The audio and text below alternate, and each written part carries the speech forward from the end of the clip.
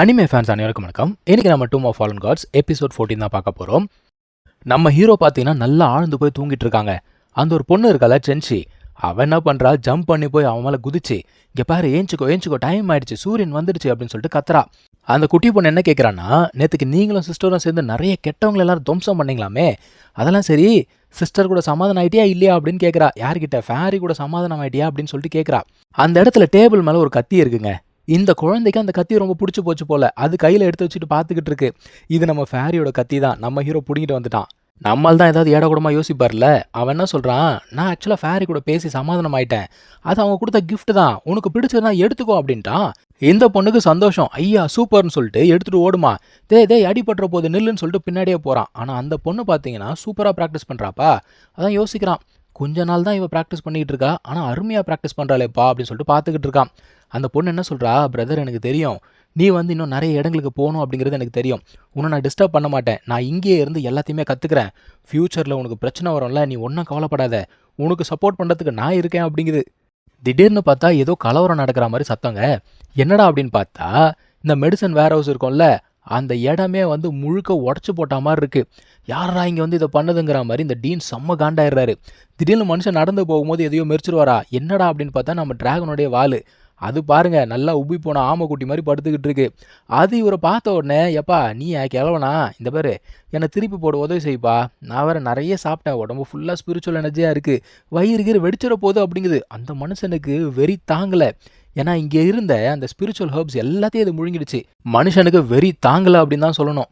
இந்த டீனோட பேத்தி வேற ஏதோ ஒரு ஹர்ப் வச்சிருந்தா போல. அவ கேட்குறா, எங்கடா அந்த ஹர்ப் அப்படின்னு கேட்டா, அதுவா, அது ரொம்ப கசப்பாக இருக்குது தெரியுமா, இந்தா உனக்காக ஒரே ஒரு லீஃப் வச்சிருக்கேன்னு சொல்லிட்டு தூக்கி போடுதுங்க.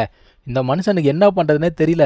அந்த டிராகன் அப்போவாச்சும் வாயை வச்சுட்டு சும்மா இருந்ததா, என்னங்கடா ரொம்ப தான் ஓவராக பண்ணுறீங்க, என்ன பெரிய ஹர்பு, நான் எல்லாம் உனக்கு கண்டுபிடிச்சி தரேன் அப்படிங்குது. இவரால் இதுக்கு மேலே கோவத்தை கட்டுப்படுத்த முடியல. டேய் அதை பிடிச்சி கட்டி போடுங்கடா, நான் அது ஒரு பில்லா ரிஃபைன் பண்ணலை, என் பேரை மாற்றிக்கிறேன்டா அப்படிங்கிறாரு. அதுவா கத்துது, நான் ஒரு டிவைன் பீயிங், இந்த மாதிரிலாம் பண்ணாதீங்க ஆவுன்னு கத்திக்கிட்டு இருக்கு. இன்னொரு பக்கத்தில் நம்ம ஃபேரி ப்ராக்டிஸ் பண்ணிக்கிட்டு இருக்கா. அந்த டிராகன் கத்துற கத்துல இவளுக்கு பயங்கர டிஸ்டர்பன்ஸாக இருக்கு. இது பத்தாவதுக்கு சென்னானுடைய பேரை கேட்ட உடனே முடிஞ்சு போச்சு. ஏன்னா இவளுக்கு அவன் பேரை கேட்டாலே கோவம் தான் வருது. இவளுக்கு ஒரு சில லெட்டர்ஸ் வந்திருக்கு. அதில் ஃபர்ஸ்ட் லெட்டர் எங்கேருந்து வந்திருக்குன்னா இவளுடைய செக்டார்லேருந்து வந்திருக்கு. அவங்க என்ன சொல்கிறாங்க, இதுக்கு முன்னாடி அந்த பாத் ஆஃப் டிஸ்ட்ரக்ஷன் ஒன்று இருந்தது இல்லை, அதுக்கு ஆல்ரெடி ஒரு சக்ஸஸர் அப்படிங்கிறவங்க கிடைச்சிட்டான். அது எல்லாமே நம்ம இனிஷியல் எபிசோட்ஸில் பார்த்துருப்போம். இப்போ அங்கேயே இன்னொன்று இருக்குது. அது பார்த்தீங்கன்னா பாத் ஆஃப் கயாஸ். இப்போ இதுக்குமே சக்ஸஸர் அப்படிங்கிறவங்க கிடைச்சிட்டானா. அப்போ 2 ஈவில் பாத்துக்கு இப்போ சக்ஸஸர் கிடைச்சிட்டாங்க. இங்கே ஹோலி லேண்டில் பார்த்தீங்கன்னா மொத்தமாக 5 இருக்குது. ஈவில் லேண்டில் பார்த்தீங்கன்னா மொத்தமாக 6 இருக்குது. அந்த 6ல் இப்போ 2 பேருக்கு சக்ஸஸர் கிடைச்சாச்சு. இப்போ அங்கே இன்னொரு லெட்டர் இருக்குங்க. அந்த லெட்டர் திடீர்னு பார்த்தீங்கன்னா வெடிக்க ஆரம்பிக்குது. இவ தன்னை தானே ப்ரொடெக்ட் பண்ணிக்கிறான்னு வச்சுக்கோங்க. இந்த லெட்டர் யார்கிட்ட இருந்து வந்திருக்குன்னு பார்த்தீங்கன்னா, அந்த ஷிங்தேன்னு ஒருத்தன் சொன்னல, அந்த பாத் ஆஃப் கயாஸோடைய சக்ஸஸர், அவன் தான் அமைச்சிருக்கான். என்ன நக்கலுங்க அவனுக்கு. அதாவது லிட்டலாக அவன் என்ன சொல்லியிருக்கானா, இவளை கல்யாணம் பண்ணிக்கிறானாமா. அதாவது மறைமுகமாக சொல்லியிருக்காப்புல, மீட் பண்ணுவாரான். இவ்வளோ பேர் அவளுக்கு எதிரியாக இருந்தால் கூட இவளோட மிகப்பெரிய பிரச்சனையே நம்மளோட ஹீரோ சென்னான் தான். அதுக்கு காரணம் என்னென்னா, இவங்களோட செக்டார் டீச்சிங் எல்லாமே பார்த்தீங்கன்னா தனிமை தான். இவங்க தனிமையிலே தான் இருப்பாங்க. ஆனால் இவளுடைய ஹார்ட்டை ஊடுருவி போன ஒருத்தன் யாருன்னா நம்ம சென்னான். அதுக்காகவே அவனை கொல்லணும்னு சொல்லிட்டு இது துடிச்சிக்கிட்டு இருக்கு. அதுக்கு அவன் என்ன பண்ணுவான்? மொத்தத்தில் அந்த ஈவில் செக்டாரை டீல் பண்ணுறதுக்கு இவளுக்கு ஹெல்ப் அப்படிங்கிறது தேவைப்படுது. இவன் என்ன யோசிக்கிறா, அந்த ஷாவ்லின் டெம்பிளோடைய சக்ஸஸர் வந்துட்டானான்னு தெரியலையே, எனக்கு ஹெல்ப் வேணுமே அப்படின்னு சொல்லிட்டு யோசிக்கிறா. இன்னொரு லெட்டர் இருக்குங்க. இது யார்கிட்டேருந்து வந்திருக்கு அப்படின்னா, நம்ம பிரின்சஸ் இருக்கால்ல, அவளுடைய சிஸ்டர், அவள் பேர் சூயுவே, அவகிட்டேருந்து வந்திருக்கு. அதில் என்ன இருக்குது அப்படிங்கிறது நமக்கு ரிவீல் பண்ணலை. நம்ம ஹீரோ இங்கேருந்து கிளம்பி போகலாம் அப்படிங்கிற ஒரு முடிவுக்கு வராங்க. ஆக்சுவலாக அவன் என்ன சொல்கிறான்னா, இப்போதைக்கு அவன் லெவல் 4 தான் இருக்கான். இந்த ஒரு பவரை வச்சுக்கிட்டு நான் ஒன்றுமே பண்ண முடியாது, நான் சான்ஸ் கிடைக்கும் போது ட்ரெயின் ஆகி ஸ்ட்ராங் ஆகணும் அப்படிங்கிறான். இப்போது நம்ம டீன் என்ன பண்ணுறாரு, அந்த ஒரு டிராகனை ரிலீஸ் பண்ணுறாரு. மனுஷன் வறுத்தெடுத்துக்கான் போல இருக்கு அந்த டிராகனை. நம்ம ஹீரோக்கு பார்த்த உடனே புரிஞ்சு போச்சு டீன் என்ன சொல்ல வர்றாரு அப்படிங்கிறது. அவன் என்ன பண்ணுறான், அவனோட பிளட் எடுத்து கொடுக்குறான். இந்த பிளட் அகாடமி ரிசர்ச்சுக்கு கரெக்டாக இருக்கும்னு நினைக்கிறேன் அப்படிங்கிறான். அவர் பார்க்குறாரு, புத்திசாலிடா நீ அப்படிங்கிறாரு. இன்னொரு டீன் என்ன சொல்கிறாரு, ஒன்றும் கவலைப்படாத, இந்த டிராகன் ஏகப்பட்ட எனர்ஜியை முழுங்கிருக்கு, அது எல்லாத்தையும் ரிஃபைன் பண்ணிடுச்சு, பயங்கர ஸ்ட்ராங் ஆகிடும் அப்படிங்கிறாரு. ஆக்சுவலாக இந்த ஒரு டிராகன் இவனால தான் வேற ஹவுஸ்க்கே போச்சு. அதை சொல்லலான்னு வரும்போது வயிற்றுலேயே குத்துறான் அவன். இப்போ அந்த இடத்துக்கு பார்த்தீங்கன்னா ஃபேரி வரா. அவள் வரதை பார்த்தோன்னே நம்ம ஹீரோ போகிறான். போயிட்டு என்ன கேட்குறான்னா, பரவாயில்லையே 3 நாள் ரெஸ்ட் எடுத்ததுலேயே நீ கம்ப்ளீட்டாக ரெக்கவர் ஆகிட்ட, உனக்காக நிறைய ஹர்ப்ஸ்லாம் எடுத்து வச்சிருந்தேன், தேவையில்ல போல தெரியுது அப்படிங்கிறான். அவளுக்கு டென்ஷன் ஆயிடுது. அவன் என்ன சொல்கிறான், என்னோட கத்தியை திரும்ப கூடுறா அப்படின்னு கேட்குறா. அந்த கத்தி எங்கே இவங்கிட்ட இருக்குது. அவன் என்ன சொல்கிறான், இல்லை கத்தி எங்கே இருக்குன்னு தெரியல, தேடணும், கிடைச்சா கூட நான் கொடுக்க மாட்டேன், அது நல்ல பொருள் வச்சுப்பேன் அப்படிங்கிறான். சரிடா ரைட்டு நீயே வச்சுக்கோ, ஃப்யூச்சரில் உன்னை கவனிச்சிக்கிறேன்னு சொல்லிட்டு அவள் அங்கேருந்து கிளம்பி போயிட்டா. அவள் போகிற வேகத்தை பார்த்தாலே இவனுக்கு தெரியுது இவ எங்கேயோ ரொம்ப தூரம் போகிறா அப்படிங்கிறது. இப்போ அந்த இடத்துக்கு லாங் வூ வரா. அவள் வந்து என்ன சொல்கிறான்னா, சியூஏ கிட்டேருந்து லெட்டர் வந்தது, ஸோ அவளை சப்போர்ட் பண்ணுறதுக்காக இவ போகிறா போல தெரியுதுன்னு சொல்லிட்டு அவள் சொல்கிறா. இன்னொரு பக்கத்தில் கிங்டம் காட்டுறாங்க. நம்ம பிரின்சஸ் இருந்தால அந்த கிங்டம் தான். அங்கே பார்த்தீங்கன்னா விசித்திரமாக ஏதோ ஒன்று நடக்குதுங்க. ஒரு சாமானிய மக்கள் இதை பார்த்தா என்ன நினைப்பாங்க, ஏதோ கடவுளுடைய செயல் அப்படின்னு சொல்லிட்டு அவங்க வழிபாடு செய்வாங்கல்ல, அதை தான் நடந்துகிட்டு இருக்கு. ஆனால் அந்த இடத்துக்கு ராஜா வராரு, ராஜாவுடைய பொண்ணு வரா, கூடவே அந்த கிழவனும் வருது. ராஜா கேட்குறாரு, இது என்னங்க, என்ன நடக்குது, இது ஏதாவது பிளெஸ்ஸிங்கா அப்படின்னு கேட்குறாரு.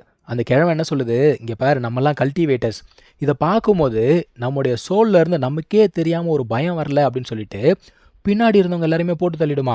அது என்ன சொல்லுது, இங்கே ஒரு மிகப்பெரிய ட்ரெஷர் அப்படிங்கிறது வரப்போகுது, நமக்கு வந்து நிறைய பேரோட ஹெல்ப் அப்படிங்கிறது தேவை, அதாவது இந்த முட்டா பசங்க யாரையும் வர வைக்காத, உண்மையான ஹீரோஸை வரவி அப்படின்றாரு. அது மட்டும் இல்லாமல் இந்த சிட்டிக்கு கீழே ஒரு இம்மார்டல் பாடி இருந்ததில்ல, அந்த பாடி கொஞ்சம் கொஞ்சமாக ரெக்கவர் ஆக ஆரம்பிக்குது, அது அவேக்கன் ஆகுது. நம்ம ஹீரோவுமே வண்டியை எடுத்துக்கிட்டு அந்த கிங்டம் நோக்கி தான் போய்கிட்டு இருக்காங்க. போகிற வழியில் நிறைய பேர் இவனை கடந்து போகிறாங்க, ரொம்ப வேகமாக போகிறாங்க. அதான் யோசிக்கிறான், யாரா இவனுங்க ஏன் இவ்வளோ வேகமாக போய்கிட்டு இருக்காங்க, அந்த ஒரு கிங்டமில் இருக்கிறது ஒரு இம்மார்டல் பாடி, அதுக்காக இவ்வளோ அழுகுறையை கூட்டுறாங்க, இல்லை வேற ஏதாவது இருக்குமோன்னு யோசிக்கிறான். இந்த பொண்ணு வர சோகமாக இருக்கா, நீ ஏமா சோகமாக இருக்க அப்படின்னு கேட்குறான். அந்த சமயத்தில் அந்த வண்டியே ஆடுது. அதான் வெளியில் ஏடா கூடமாக குதிரையை ஓட்டிகிட்டு போகிறாங்களே. அவன் என்ன பண்ணுறான், குதிரையை திருப்பிக்கிட்டு வராங்க. நம்ம ஹீரோ பார்க்குறான், என்னடா யூனிகானா அப்படின்னு சொல்லிட்டு பார்க்குறான். இவன் பேர் வந்து கெல்லி. இவன் கீழே இறங்கி வந்து நம்ம லாங் வூக் கிட்ட மன்னிப்பு கேட்குறாங்க. உங்கள் ஜேர்னியை டிஸ்டர்ப் பண்ணிட்டேன், என்ன மன்னிச்சுக்கோங்க அப்படிங்கிறான். ஆக்சுவலாக லாங் வூக் என்னன்னா, இப்போ ஒருத்தன் வந்தான்ல, அவன் பார்க்கறதுக்கு தன்னுடைய பிரதர் மாதிரியே இருக்கான். அதனால பிரதர் தானோன்னு சொல்லிட்டு பக்கத்தில் போறா. அவனுமே பார்க்குறான், ஏங்க ரொம்ப சோகமாக இருக்கீங்க அப்படின்னு சொல்லிட்டு அவர் ஒரு ஃப்ளவர் கொடுக்குறாராமா. நம்ம ஹீரோ தடுத்து நிறுத்திடுறான். அவன் வந்து கொஞ்ச நாளாக சோகமாக தான் இருக்கா, அதெல்லாம் தேவையில்லைன்னு சொல்லிட்டு, இங்கே பாரு அதுவும் பிரதர் கிடையாது, வா கிளம்பி போகலாம் அப்படிங்கிற மாதிரி சொல்கிறான். இவ்வளோ சொல்லியுமே பார்த்தீங்கன்னா அந்த பக்கி பைப்பில் போகிறதுக்கு முன்னாடி ஒரு ஃப்ளவர் கொடுத்துட்டு தாங்க போகுது ராஸ்கல். அதான் நம்ம ஹீரோ சொல்கிறான், ஏம்மா இங்கே பாரு அவன் பிரதர் கிடையாது சரியா, அவனே பார்த்துக்கிட்டு இருக்காது, நம்ம கிளம்பி போகலாம், அங்கே ஒரு மிகப்பெரிய சிட்டி இருக்குது, வா அங்கே போகலான்னு சொல்லிட்டு கிளம்புறாங்க. இப்போது ஒரு சின்ன ரெஸ்டாரண்ட்டை காட்டுறாங்க. நம்ம ஃபேரி பார்த்தீங்கன்னா சாப்பிட்றதுக்காக அங்கே போகிறா. உள்ளுக்குள்ளே போன உடனே ஒருத்தன் வெல்கம் பண்ணுறான். வெல்கம் பண்ணி உங்களுக்கு என்ன வேணும் அப்படின்னு கேட்குறான். இவன் என்ன சொல்கிறா, உங்ககிட்ட என்ன டெலிஷியஸாக இருக்கோ கொண்டு வா அப்படிங்கிறா. அதை கொண்டு வந்து வச்ச உடனே இவளுக்கு தெரிஞ்சு போச்சு இதில் பாய்சன் இருக்குது அப்படின்னு.